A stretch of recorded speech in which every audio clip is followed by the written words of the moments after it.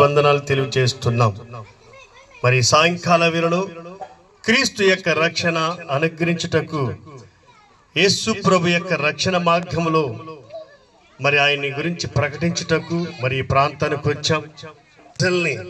యేసు ప్రభు లోకానికి వచ్చి స్వస్థతనిచ్చాడు, ఆరోగ్యమిచ్చాడు, అలాగే దీర్ఘాయువునిచ్చాడు.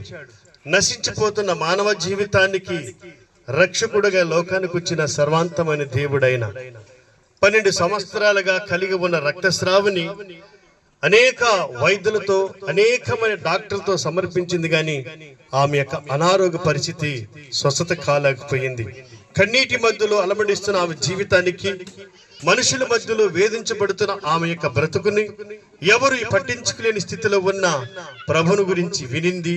ఆయన వార్త వినటం వల్ల ప్రభు కాడికి వెళ్ళింది, ఆమెకు పూర్ణ స్వస్థత కలిగింది.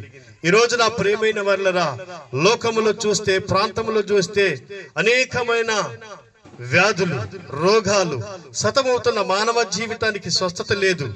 ఎక్కడ చూసిన భయంకరమైన మరణాలు ఉన్నప్పటికీ ఇదిగో క్రీస్తు వార్త మీ మధ్యలోకి వచ్చింది.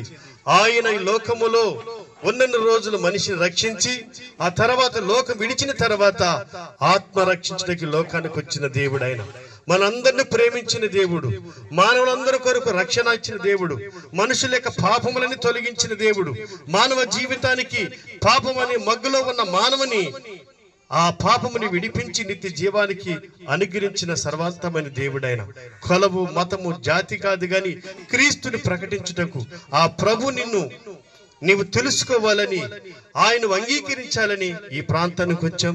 దేవుని యొక్క రక్షణ మీకు కలిగి ఉండాలి.